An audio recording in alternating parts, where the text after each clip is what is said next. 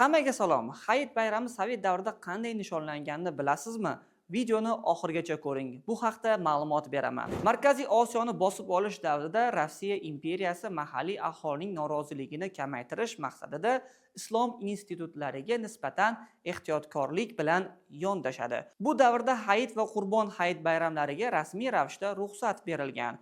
Buni biz mashhur fransuz sayyohi va fotografi Hugo Kafning Samarqandga qilgan sayohati va u tushirgan fotosuratlardan yaqqol ko'rishimiz mumkin. 1917-yilning oktyabr oyida Rossiyada yuzaga kelgan inqilob natijasida hokimiyatga bolsheviklar keladi. Bolsheviklar Markaziy Osiyoda muqim o'rnashib olgach, din va milliy qadriyatlarga qarshi kurash boshlaydi. Diniy masjidlarning yopilishi va diniy yetakchilarning yo'q qilinishi ortidan jamoaviy namoz va hayit bayramlarini nishonlash taqiqlanadi. Ikkinchi jahon urushi davrida Sovet hukumatining diniy siyosati yumshaydi. Sovet ittifoqi rahbari Iosif Stalin dindorlarning ko'magini olish uchun pravoslav cherkovini rasmiy ravishda tan oladi va ba'zi musulmon diniy tashkilotlariga ham ruxsat beradi. O'zbekiston mustaqillikka erishgach, hayit rasman davlat bayrami sifatida qayta nishonlash boshlanadi.